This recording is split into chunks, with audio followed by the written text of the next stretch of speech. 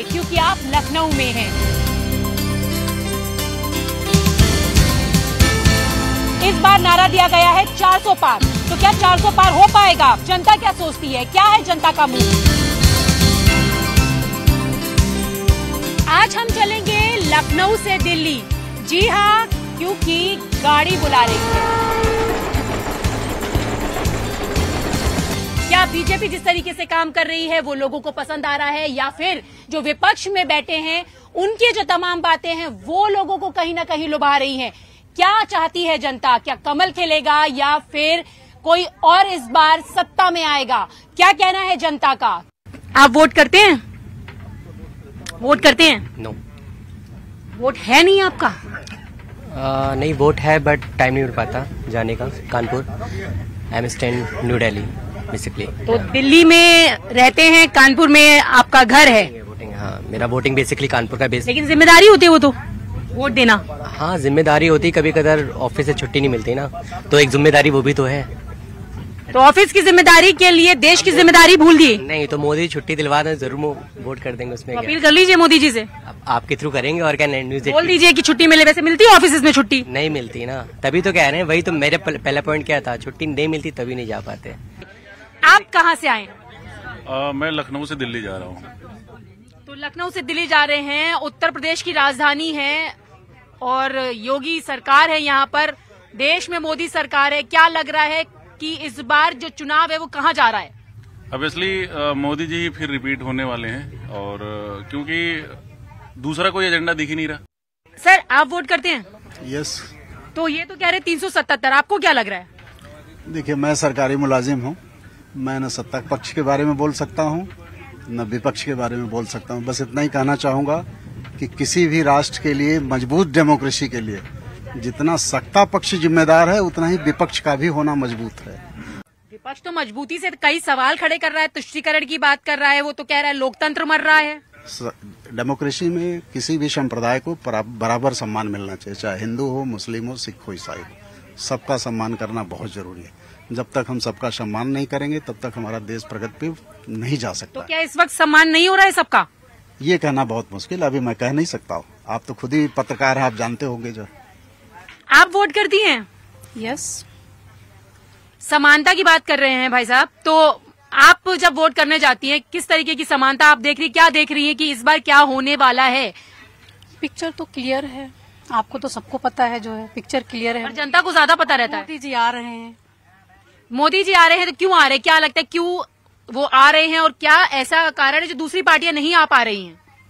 समय लगेगा, अभी टाइम लगेगा उनको। मैम, आप कहाँ से आई हैं? आप वोट करते हैं? हाँ जी सर, मैं लखनऊ से हूँ जी। वोट करते हैं, रिटायर्ड ऑफिसर हूँ।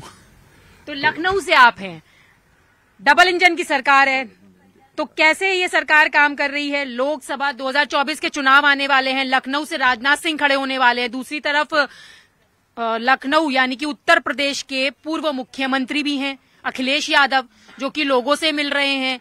वो कह रहे हैं कि दलितों का जो है सम्मान नहीं होता इस पार्टी में, अल्पसंख्यकों का सम्मान नहीं होता। वो अलग ही एक लोगों से मिलकर बातें कर रहे हैं, वो अपनी तैयारी में है, बीजेपी अपनी तैयारी में है। सबसे बड़ी चीज है जो अभी भाई साहब ने कहा कि जो विपक्ष है, विपक्ष का विपक्ष में एक मजबूत फेस नहीं है। कि अगर पार्टी में विपक्ष को हम लाते हैं या फिर से उनको लाते हैं तो हम, क्योंकि वो आपस में ही अभी उनकी वोट की राजनीति चल रही है, सीट की राजनीति चल रही है कि सीट पे कितना होगा, क्या होगा। तो मेन चीज है, मजबूत विपक्ष अभी है नहीं। जब तक मजबूत विपक्ष नहीं होगा डेमोक्रेट में, वो ऐसे ही चलेगा। अल्टीमेटली होगा वही कि फिर बीजेपी आएगी।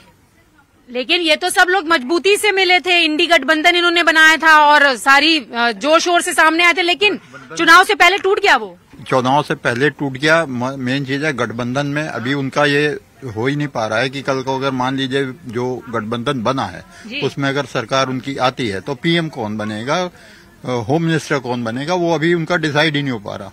आपको क्या लगता है, क्योंकि विपक्ष तो बहुत ही मजबूती के साथ जो अभी सरकार चला रहे हैं उन पर बहुत तरीके के सवाल खड़े कर रहा है, तुष्टीकरण की बात कर रहा है, लोकतंत्र मरने की बात कर रहा है, क्या लगता है कि जो विपक्ष सवाल खड़े कर रहा है वैसा हो रहा है? ऐसा कुछ नहीं हो रहा, ऐसा कुछ नहीं हो रहा। उनके पास पीएम फेस कोई है नहीं, मजबूत चेहरा कोई है नहीं उनके पास। यहाँ पर भी डिजिटल इंडिया यानी कि टेक्नोलॉजी का भरपूर इस्तेमाल किया जा रहा है। लगता है आपको कि जिस तरीके से डिजिटल इंडिया और न्यू इंडिया की कल्पना की जा रही है वो अब साकार होती नजर आ रही है? डिजिटल इंडिया ऑब्वियसली साकार होती नजर आ रही है। आप पहले के टाइम में अगर आप देखें तो आप कहीं कनेक्ट हो नहीं पाते थे, बट आज के डेट में आप बहुत इजीली हर जगह कनेक्ट कर पा रहे हैं। एंड लाइक आप गांव में भी अगर आप जाइए तो आज के डेट में बहुत अच्छी कनेक्टिविटी है। लोग वर्क फ्रॉम होम 2 साल कोविड में काटे सिर्फ और सिर्फ कनेक्टिविटी की वजह से। अंकल आप बताइए कि आप कैसे देखते हैं? हम तो ये देख रहे हैं जो बीजेपी की गवर्नमेंट बनेगी, जो कि विपक्ष के पास कोई ना तो मुद्दा है ना कोई कैंडिडेट्स है, और अभी तक जो विपक्ष ने किया है उसका वो परिणाम भोग रहे हैं, क्योंकि जातिवाद को बढ़ावा दिया उन्होंने और उसी का वजह से डाउन हुई मार्केट उनके क्या नाम पॉलिटिक्स। अब शायद फिलहाल अभी तो 2 शतक तो नहीं उनका चांस लगने वाला है, अभी तो बीजेपी का चांस है। लेकिन बीजेपी की भी कमियां हैं कि विपक्ष के सारे जितने कैंडिडेट्स थे अच्छे या खराब सबको अंदर ले रहे हैं जी। लेकिन मजबूरी है कि पब्लिक को अब किसी न किसी को सपोर्ट तो करना ही है।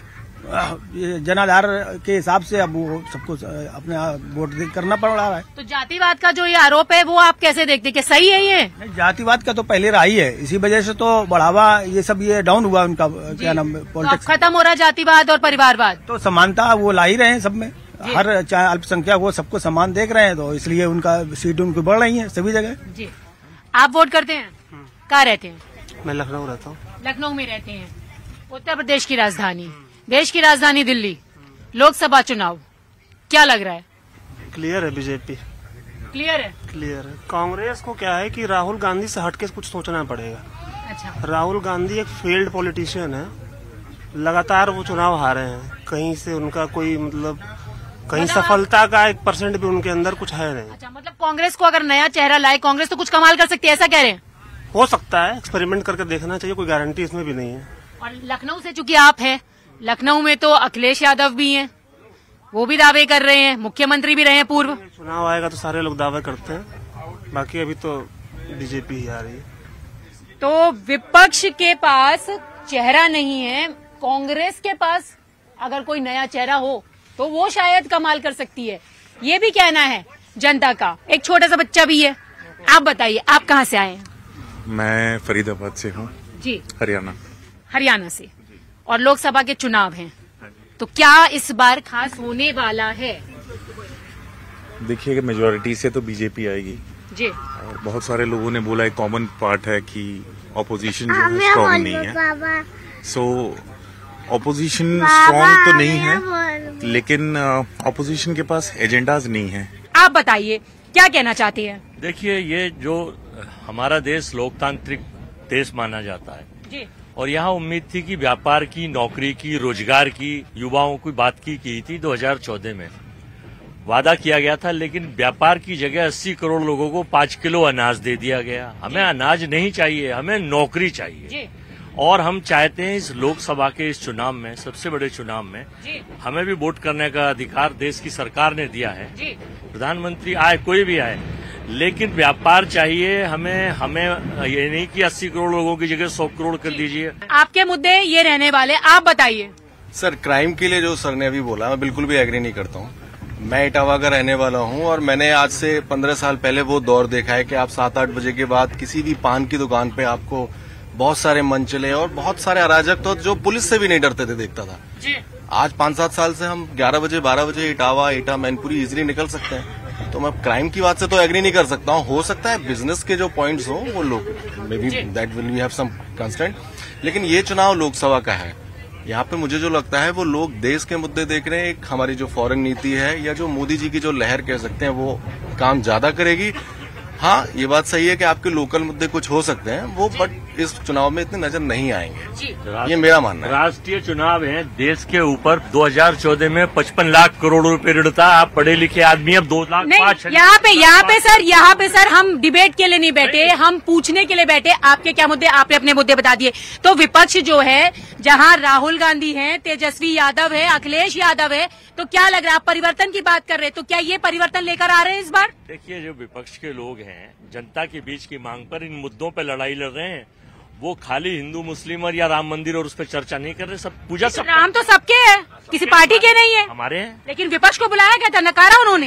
ये क्या होते हैं राम के लिए, वो क्यों बुलाएंगे? हम तो घर में भी पूछते हैं। अब ये कहते हैं साहब 500 साल बाद लेके पहले कहते थे बुलाया नहीं, बुलाया तो गए नहीं। 500 साल बाद लेके आए हैं, कहाँ से लाए हैं? वो तो सबके मन में कण-कण में रहते हैं। आप बताइए, पीछे सर को तो परिवर्तन चाहिए। मुझे यही पूछना है सर से कि उनके इंडिया का प्रधानमंत्री कौन बनेगा, बस पहले वो तो बता दें। ये लीडर ही नहीं है कोई। हम भी चाहते हैं चेंज, बस चेंज किसको कर लाए? बस हमारे नरेंद्र मोदी प्रधानमंत्री बने, इससे विश्व में उनका नाम हुआ, हमारे देश का नाम हुआ। मैं काफी बाहर में मुल्कों में जा चुका हूँ, इवन सऊदी अरेबिया में जा चुका हूँ। वहाँ के लोग मेरे भी मित्र हैं, फोन से कनेक्टेड है। बात आपने सऊदी अरेबिया की तो अबू धाबी की बात करें तो वहाँ पे पहला हिंदू मंदिर बन गया है। ये तो बहुत प्राइड की बात है हमारे लिए, देश के लिए। प्रधानमंत्री नरेंद्र मोदी ही होना चाहिए। बिल्कुल प्राइड की बात तो है, लेकिन अगर भारत में राम मंदिर बना उसको लेकर बहुत सारे लोगों ने नकारा, वो प्राइड उनके लिए नहीं था शायद। राइट, मैं एग्री हूँ। बस आप बताइए, आप क्या कहना चाहते हैं? मैम देश में चेंज होना चाहिए, लेकिन जी क्या चेंज चाह रहे हैं आप? मतलब चेंज इस टाइप का कि जैसे हम लोग कहते हैं कि हम आउट इंडिया से बाहर का कल्चर अडॉप्ट करें।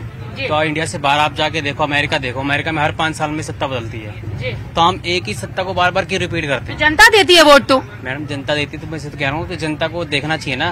10 साल के जो कार्यकाल रहा है, जो भी ये सरकार है, उसको आप कैसे देखते हैं? कितनी रैंकिंग दे रहे हैं? नहीं, डेफिनेटली रैंकिंग तो है उसकी, क्योंकि अगर आप देखो, आप रोड इंफ्रास्ट्रक्चर आपकी हर जगह आपकी इसके अंदर आपकी आगे हुई है, इकोनॉमी आगे हुई है। आप 5th इकोनॉमी आगे हैं out of the overall world में। तो आप उस चीजों में देखोगे तो डेफिनेटली इट्स 100%। आप वोट करते हैं, कहाँ रहते हैं आप? बाराबंकी में रहता मैं। बाराबंकी में जी। तो बाराबंकी में आप रहते हैं और उत्तर प्रदेश से 80 सीटें लोकसभा चुनाव के लिए दिल्ली जाती हैं। महत्वपूर्ण स्थान रखता है उत्तर प्रदेश। लोकसभा चुनाव में क्या इस बार देख रहे हैं आप, क्या कमाल होने वाला है? कमाल तो नहीं होगा, कमाल तो रिपीट ही होगा, बट कमाल तो नहीं देख रहे हैं सच कुछ, क्योंकि अभी अपोनेंट बातें उठा नहीं पा रहा है। मैं आपको यहीं पे बैठे बैठे एग्जांपल देता हूँ। 500 किलोमीटर के ऊपर आप चलते हैं तो 20 लीटर की बोतल मिलनी चाहिए, बट ये 10 लीटर की 10 रुपए वाली मिलती है सपोज। तो ये छोटी छोटी एंड बाकी है, ये बाकी मुद्दे हैं, उठा नहीं पा रहा विपक्ष मेरे हिसाब से। अच्छा, यानी कि विपक्ष स्ट्रांग हो जाए तो कुछ चीजें बदल सकती हैं। कुछ चीजें बदल सकती हैं। लेकिन विपक्ष की बात, यानी कि कांग्रेस हो गया, आम आदमी पार्टी हो गई, समाजवादी पार्टी, बसपा पार्टी, ये तो सारे लोग इकट्ठे हुए थे, एक साथ मिले थे, नाम भी दिया था इंडी गठबंधन। तो मैम अभी वही है ना, वही तो हमको अभी हमको जो दिख रहा है वो मोदी लग रहे हैं, तो हम लोग उनको वोट दे रहे हैं। जब कुछ और लगेगा तो उनको वोट देंगे। तो अभी जो दिख रहा है, जो समस्याएं हैं, क्योंकि विजन नहीं है और सामने विपक्ष जो है वो कमजोर पड़ता जा रहा है और लोग कह रहे हैं कि बड़ा चश्मा लगाने की जरूरत है। गाड़ी बुला रही है। लखनऊ से दिल्ली के बीच आज हम जनता से कनेक्ट हो रहे हैं और अब स्टेशन आया है इटावा। कानपुर और आगरा के बीच में इटावा राजनीति की सरगर्मियों में हमेशा से ही चर्चा में रहा है, क्योंकि सपा का गढ़ है। साइकिल ने यहाँ पर अपनी सरकार चलाई है और इस बार देखना होगा क्या यह साइकिल चल पाएगी।